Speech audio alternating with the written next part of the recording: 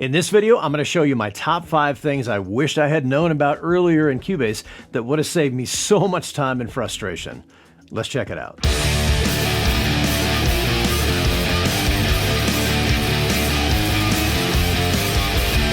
Hey guys, it's Steve from Featherlight Studio, and in this video I want to go over my top 5 things that I wished I had known about earlier in Cubase.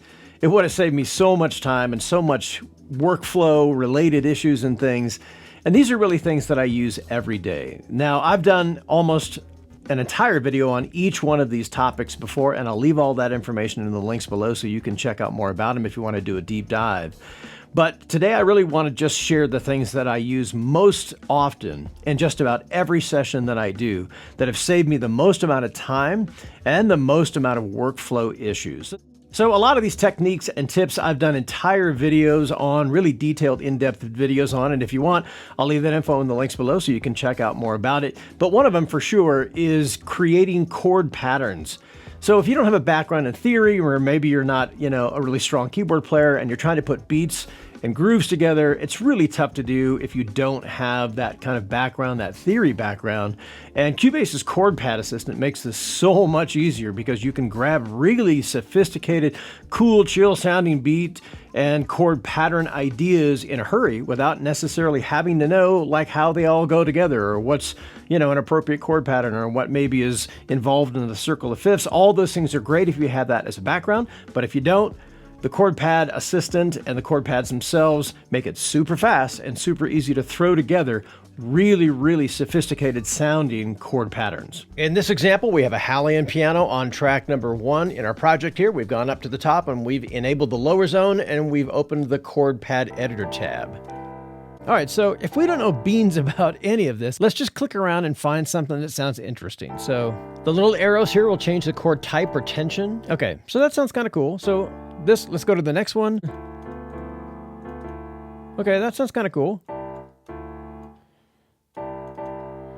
These little up and down arrows change how high-pitched or low-pitched, which is known in the world of music as voicing. So we can go up or down in the voicings by doing that. Let's click downward. And if you go upward, so hear how things get higher or lower pitched. Anyway, pick one that sounds interesting.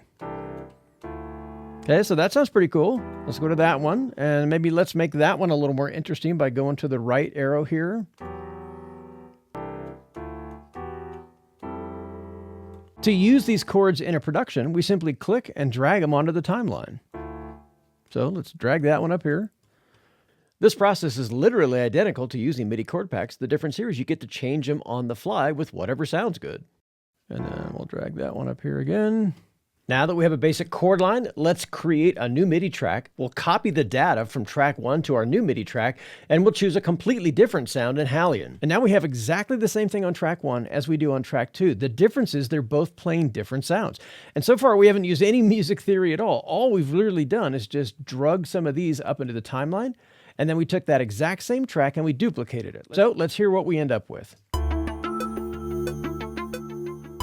From here, we could drag beat ideas in from the media bay and simply drop them into our project and it'll beat match to them. So we can really build tracks and ideas almost instantly by using the chord pad function here in Cubase. Super fast, super intuitive, and you don't really need to know anything about music theory to do it. The update from Cubase 12 to Cubase 13 added a mountain of new controls and the chord pad features and a ton of new creative options to use. For one, we can have a few more chord pads to begin with. And in addition, we now have a super fast way to create new chord progressions by simply going to the preset box here and opening up all of these different styles of chord progressions that we have to choose from. So a super fast way to get ideas started without necessarily having to know how to create them. Next up is creating really professional sounding vocal harmonies. Now there's a lot of plugins out there that can do similar results, but a lot of those sound pretty artificial. And Cubase makes this process really easy, especially using things like Scale Assistant. It makes it super fast to be able to throw together really, truly professional sounding vocal harmonies in your project and your mixes without necessarily having to know which harmonies work together in the first place. In this next example, we're working on a brand new arrangement in the beginning stages, and we're writing a chorus that needs some vocal harmony work. The basic idea sounds like this. There'll be pretty little fires lighting up the night.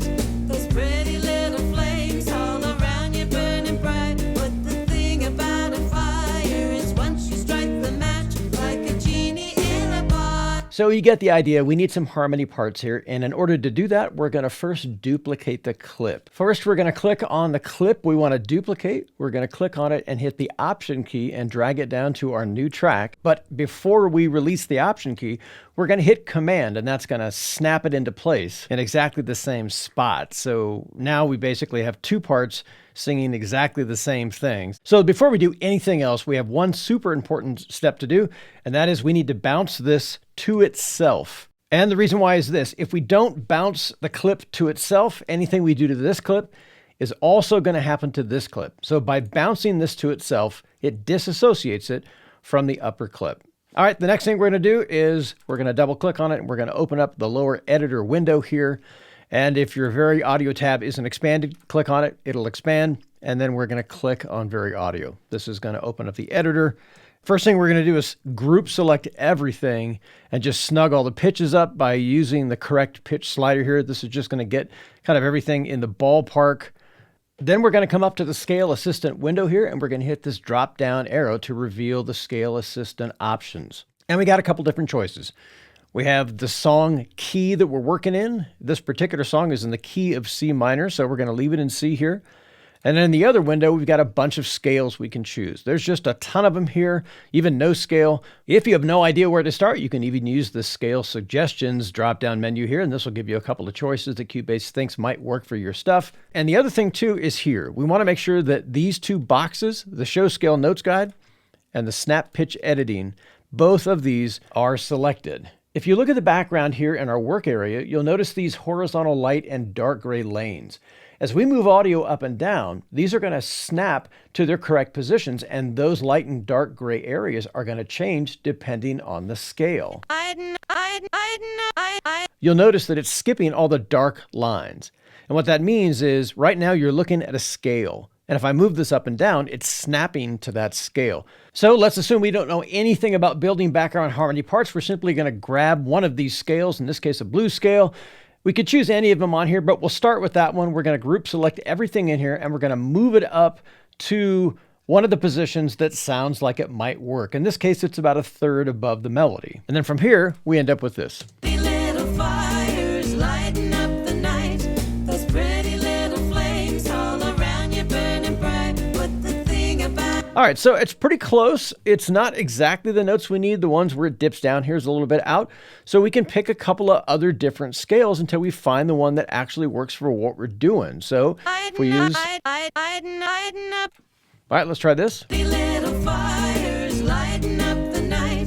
Those pretty little flames all around you burning bright. But the thing about a fire is once you strike the match, like a genie in a bottle. All right, so everything is working here except just the last little part here, and this is super easy to fix. We just want to group select these notes and raise them up a little more.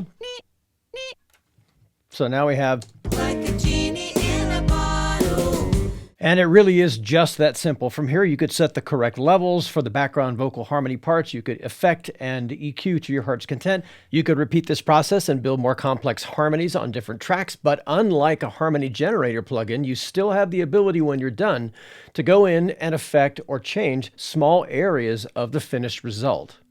Next up is tempo detection, accurate tempo detection. Now, this sounds like a simple thing, but it's actually something that you use a lot more than you think. And this is actually sort of a two-part kind of technique, because the first part of it is correct tempo detection, and then the second part of it is to change the tempo accurately as well. So this happens to me all the time. People will send me ideas, or I'll have an idea, or they'll send me a scratch or whatever, and I'll need to accurately detect what that tempo is because maybe they didn't actually record it to a tempo. And then I need to build a template around it, a project template around it. And then after it's done and we create an idea, I might want to change that tempo. I might need it faster or slower. So these are things, pretty daily tools, and had I known about earlier would have saved me a ton of time and frustration. We got a super basic project here. We're going to start by importing an audio file that we need to find the tempo for. Sounds like this.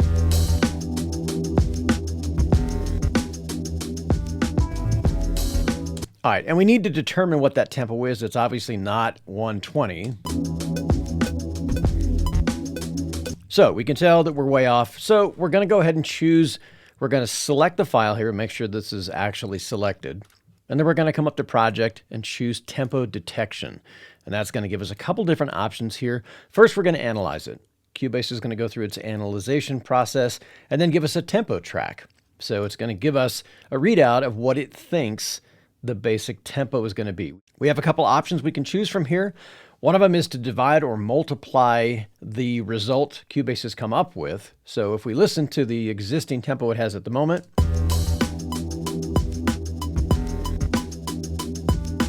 it's pretty on, it sounds pretty good, but it's twice as fast as we need it. We need it to be quarter notes, so we're going to divide by 2 here in the options list down here. And this gives us basically half as much time division.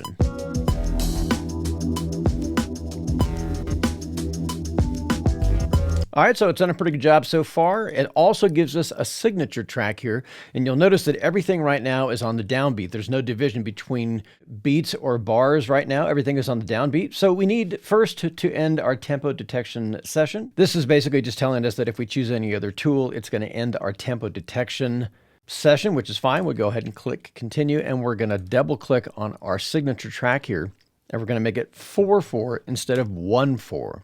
Now it'll be able to tell the beginning of the bar.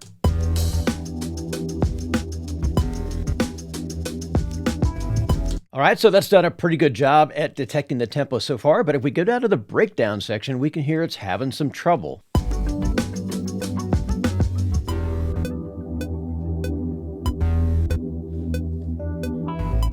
Cubase gives us a couple of different tools to solve this problem with. We could simply go up to the wave, double click on it, and open the sample editor window and choose hit point detection and start moving around some of the hit points. Or we could take a deep dive into Cubase's time warp tool. I've already done a complete video on this, and I'll leave that in the links below. This allows us to adjust the tempo map itself around the audio. But instead of doing any of that, since this is a repeatable beat here, we're actually simply going to go to that open section. We'll expand it a little bit here. And we can see that the tempo is pretty straightforward. It doesn't vary dramatically. It's all right around between 93 and 95. So instead of doing that, we're going to take our draw tool, and we're simply going to take our existing tempo in those regions, starting right about here, and we're simply going to draw a tempo line to about where the drums come back in. And then we're going to take that information, we're going to select all the stuff in the middle, and we're going to get rid of it. What this is going to do is create a static line tempo that doesn't deviate, and it's going to start at, let's set it at about 95, since that's about the average of the project so far, and that'll go till the drums come back in.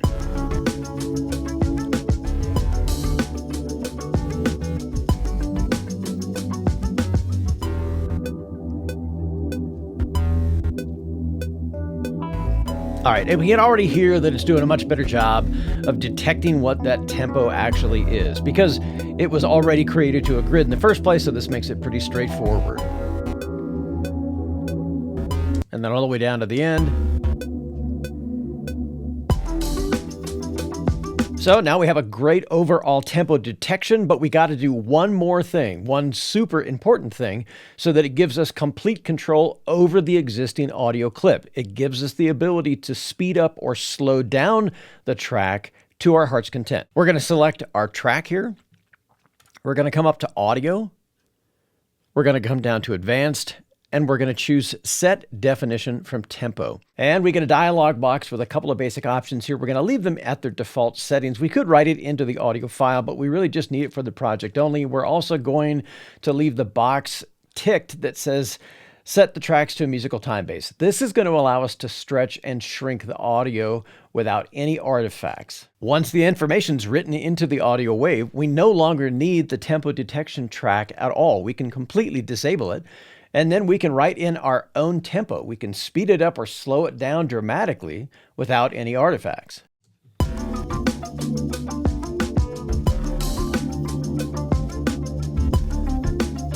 We can speed it up.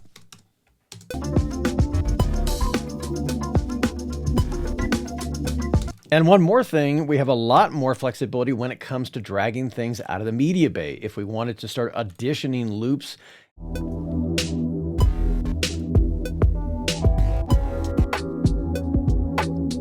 And they'll all be perfectly in time no matter what the tempos is set at. This same process can even be used on multi-track projects, even projects that are midway through. I'll leave that info in the links below, as I've done a complete video on this process as well. Next up is removing clicks and pops out of your recording tracks.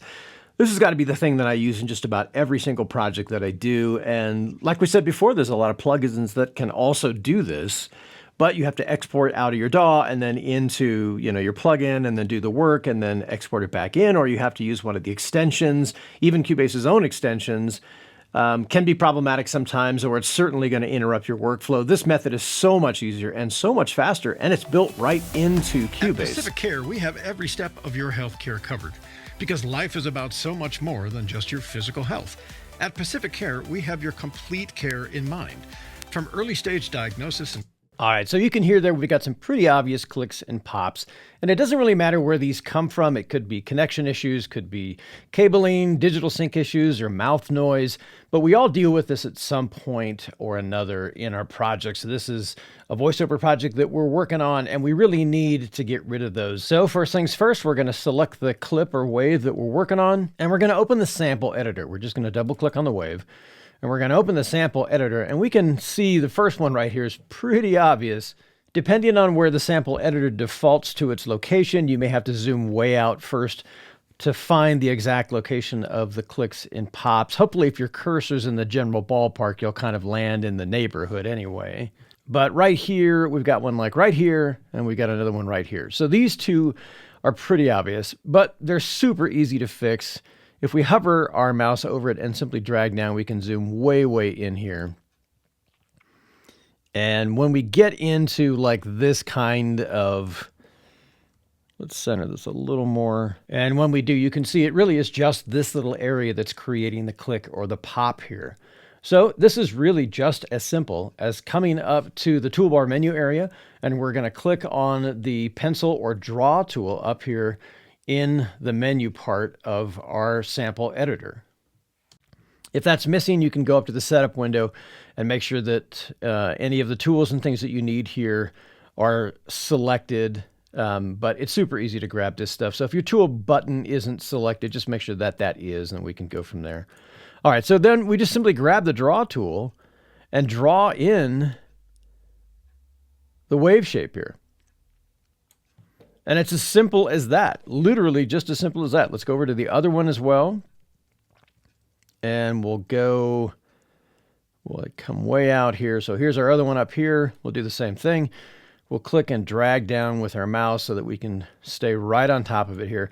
And the same thing, you can see there's a very obvious little click or pop here. We simply drag that in as well. And this doesn't even have to be like that perfect. It just has to be in the ballpark, in close to the same wave shape area that it was. So let's zoom all the way back out again. This is our problem area. So let's take it from here, and we'll go ahead and solo the clip so we can hear it clearly. health. At Pacific Care, we have your complete care in mind. From early stage and as you can hear, it just completely eliminates that with far more precision and a lot faster than it is going through the entire import and export process. And last but not least, the number one thing on my top 5 list of things I wish I'd known about earlier in Cubase has got to be phase accurate multi-track editing. This thing has saved me so much time and so much headache, and Cubase has gotten so much better at it.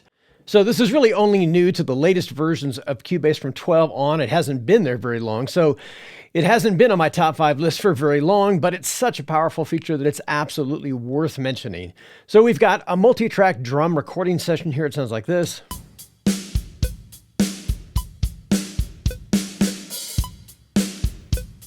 And you can hear he's pushing just a little bit ahead of the beat here. It sounds great if we turn the metronome off.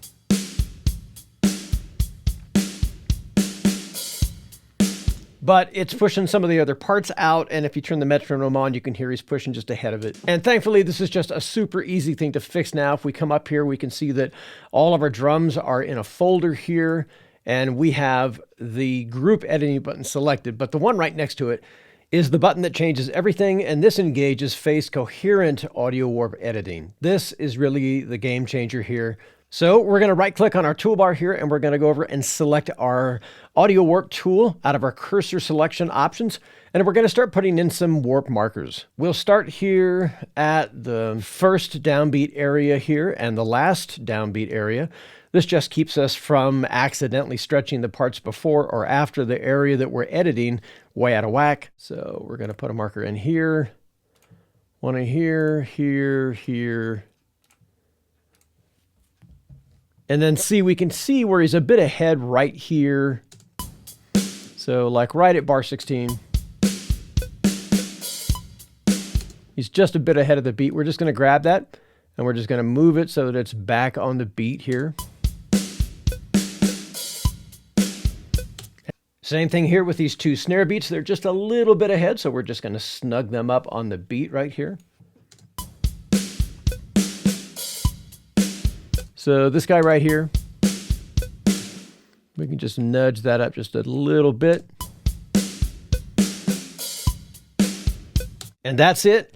It's really just that easy to make really detailed and surgical edits here in our multi-track files and our multi-track accordions without having to worry about phase-related issues. This used to be a really time-intensive and detail-oriented process, and now Cubase, the later versions anyway, has made this process so much easier and so much more fun to work with. So there's a quick look at my top 5 list of things that I use in every single project that I wish I had learned a little earlier in Cubase. But Cubase has gotten a lot better at each one of these as each version has come along. And obviously everyone's top 5 list would be radically different because Cubase is so capable and it's so creative and it's capable of so many different kinds of musical projects. I'd love to hear about the things that you use the most. I think it really does help the musical community in general when we all share our tips and tricks as much as we can because we all benefit from that. Hey, if you learned something, or if this is helpful in any way, please hit the subscription and notification bells. It really does help keep the channel going, and it helps me make more videos like this. Stay safe, be creative, add something creative to the world. It could really use it. Take care. We'll catch you guys in the next video.